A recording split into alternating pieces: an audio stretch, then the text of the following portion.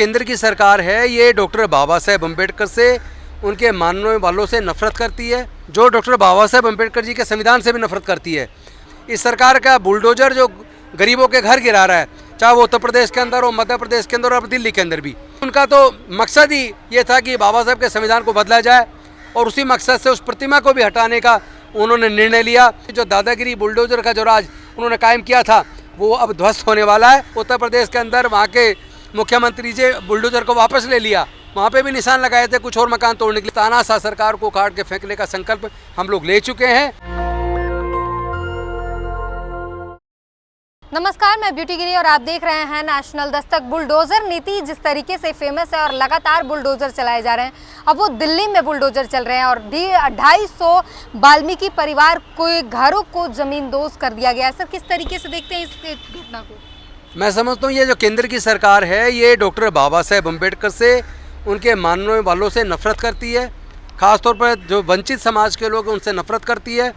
और ये ऐसी सरकार है जो डॉक्टर बाबा साहेब अम्बेडकर जी के संविधान से भी नफरत करती है।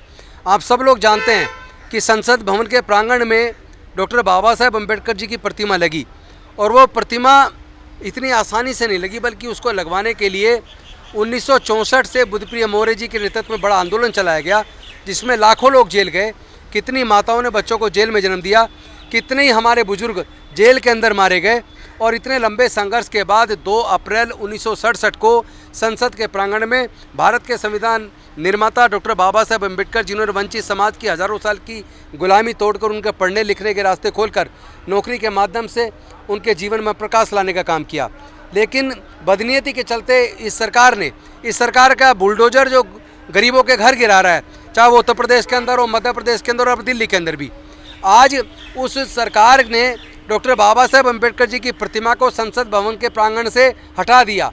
उनके साथ साथ ज्योतिबा फूले जी, बिरसा मुंडा जी, गांधी जी, शिवाजी महाराज और अन्य की मूर्तियों को भी हटाकर एक कोने में ले जाके लगाने का काम किया है।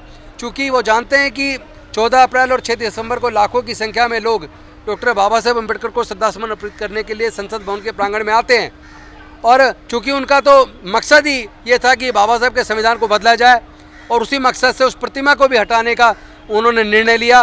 भला हो अम्बेडकरवादी लोगों का, बहुजन समाज के लोगों का, वंचित समाज के लोगों का, पिछड़े वर्ग के लोगों का, उन सब ने मिलकर उनके 400 पार के सपने को एकदम नकार दिया, फेल कर दिया और उन्हें पूर्ण बहुमत भी नहीं मिलने दिया, जिसकी वजह से आज मैं ये कह सकता हूँ कि कम से कम उनकी जो दादागिरी बुलडोजर का जो राज उन्होंने कायम किया था वो अब ध्वस्त होने वाला है।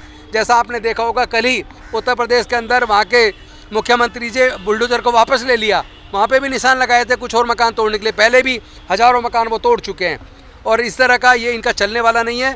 इसके लिए हमने 22 जुलाई को दिल्ली के जंतर मंतर पे बहुत बड़ा प्रदर्शन किया था बाबा साहेब की प्रतिमा को वापस पुनर्स्थापित करवाने के लिए, लेकिन इस सरकार के कान पर कोई जू नहीं चली है। और अब हमने 9 अगस्त को सुबह 10 बजे जंतर मंतर पर हज़ारों की मात्रा में लोगों को आह्वान किया है कि आप लोग बड़ी मात्रा में आइए, डॉक्टर बाबा साहेब अम्बेडकर की प्रतिमा को वहाँ वापस लगवा के रहेंगे।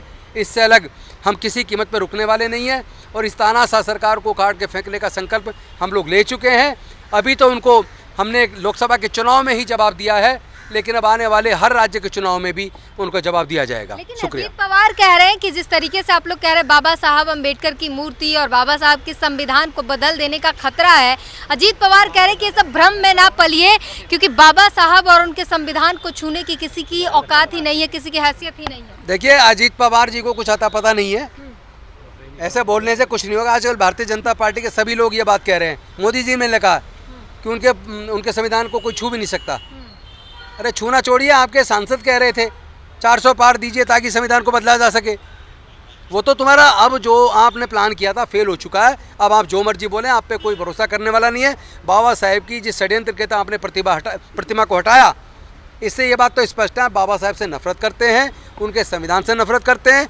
आपकी साजिश थी 400 पार की बात, वो कोई नकली नारा नहीं था, वो तो जनता समझ गई और उन्होंने आपको फेल कर दिया और संविधान की जीत हुई, तानाशाही की हार हुई। लेकिन मंत्री जी 25 जून को संविधान की हत्या का दिवस मनाया जाएगा देश में, पहली बार सुन रहे हैं हम ऐसी डेट।